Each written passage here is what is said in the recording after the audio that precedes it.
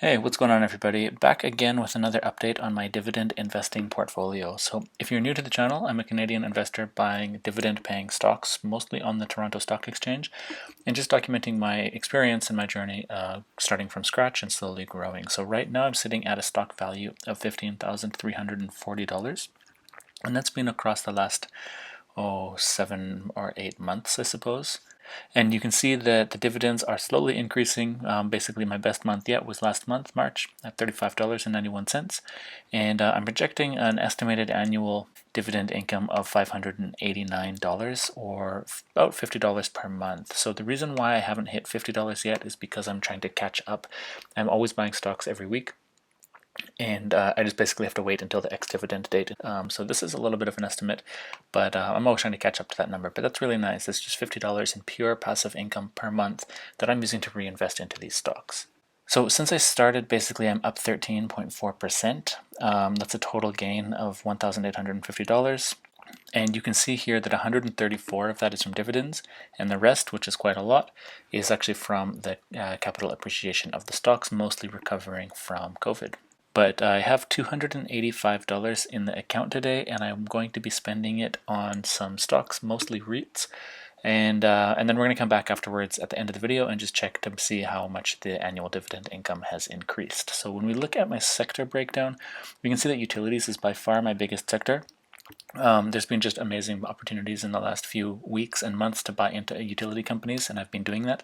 But today, like I said, I'm going to be going mostly into real estate because I think that's where the biggest recoveries are for me personally. And overall, we can see that my holdings is relatively balanced. Have some big positions here like 6.4% and 6.5%, but otherwise I'm trying to keep it more or less evenly split. Like if we look in the portfolio here, we can see that I have maybe let's organize this to be in alphabetical order or a chronological order. So I have 32 positions here. And if I was trying to have a totally even split, that would mean that I'd be looking for 3.13% in like distributed evenly in each holding. But when we come here and we look at this one, we can see that some of them are actually quite small. And then when we come down to the bottom, some of them are bigger. The biggest one being Algonquin Power, almost at 9%. If we actually look at the biggest winners so far for my portfolio, maybe let's put them at the top. So we can see here that Manulife Financial is the biggest at the moment in terms of my percent gain loss. This is the unrealized gain and loss, followed by some of the banks and then a couple other guys in here. But when I was looking at what to be buying today, I always like buying stuff that's in the red for me. So I will be picking up just a few of Pizza, but they're only down 1.4%, and I'm not going to drop too much into them, but just a couple. And then the rest, when I was looking at the REITs, we can actually maybe sort this to put all the real estate together. So from here to here, we can see I'm doing pretty well on most of the REITs. REI.UN is up quite a lot.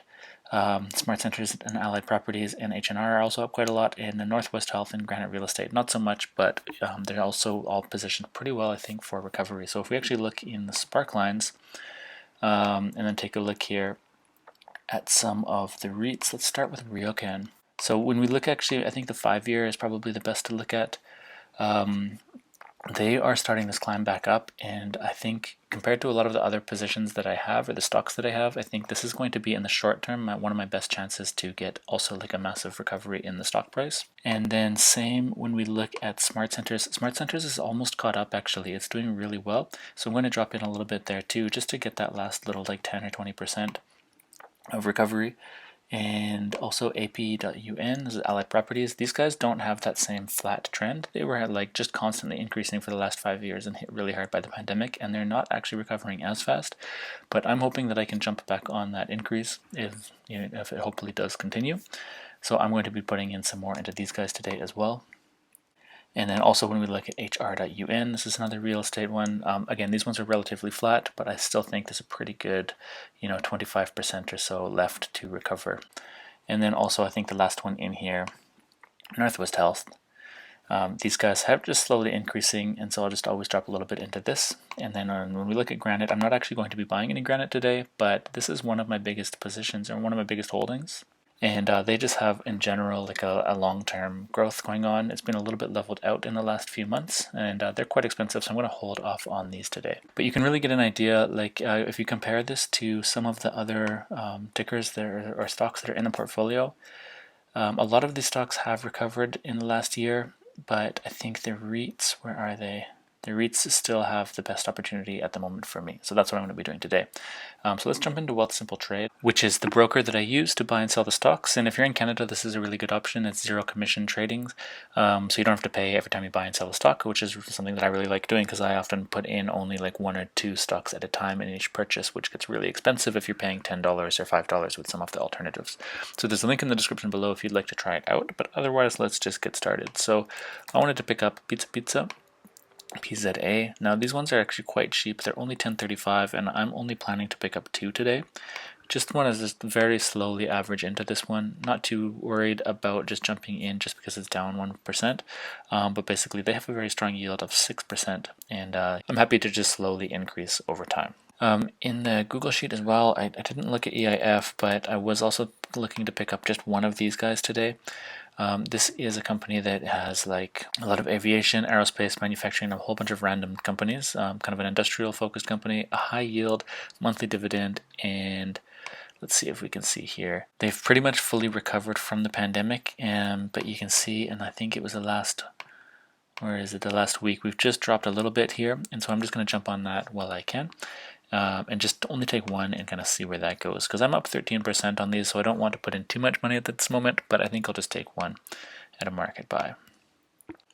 Okay, so then we'll get into the REITs now. So looking at REI, this is REI.UN. And these guys, I'm just going to, so I only have $200 to split across all of these REITs, so I'm just going to buy like 1 or 2 of each, but basically I'm just going to put in 2. So that's going to put me up to just about $40. I'm going to take that one on a market buy. And then the next one is HR.UN, H&R Real Estate Investment Trust. And these guys are a bit cheaper, so I'm going to take 3 of them. That's going to put me right around $40 as well. Take that one on a market buy. And then I'm also going to drop in some for AP.UN, Allied Properties. And with these guys, they're quite a bit more expensive. $42 for just 1 share, so I'm just going to pick up 1, place that order on a market buy, and then also I wanted to pick up some of Northwest Health, NWH.UN. I don't have any healthcare stocks, and these guys, basically you can see here, they own a lot of healthcare facilities around the world, and so this is the closest I have to a healthcare stock, and I just want to always be dropping in a little bit more to get some amount of exposure to that industry. But yeah, they're looking pretty good, I'd say. So with these guys at $13, I'm going to take 5. So that'll be around $65, $66. We'll take that at a market buy. And then with the last little bit of money in the account today, I'll just take one of Smart Centers. So that's SRU.UN. And again, just trying to get in that last little bit of recovery while we can. And I have enough to buy 1 today, so I'm going to take that at a market buy. All right, so yeah, that's all for the buying today. So I'm going to jump back into Google Sheets and go log each of these transactions in the Transactions tab. So what I do here is I just look up the price that I actually paid in Wealthsimple Trade, because when you're using a market buy, it can differ a little bit from what you actually were expecting to pay based on what it displayed to you. So I just make sure that I get each of those prices logged in here correctly. And once all of that's in, I just go back to the summary page and take a look here to see what's changed. So at the beginning, the estimated annual dividend income was sitting at $589, almost $590, and now we're up to $604, almost $605. So that's awesome. My annual dividend income has gone up like by $15 based on just the trades that I made right now. And again, that is purely tax-free passive income that I'm just reusing all the time to reinvest into this to continue growing this more and more and getting really that compounding effect. So anyways, guys, I think that sums up everything for this update. If you'd like to try out this Google Sheet, there's a link in the description. And also, if you'd like to try Wealthsimple Trade, go for it as well. There's a link in the description as well. So thanks, guys, for watching, and I'll see you in the next one.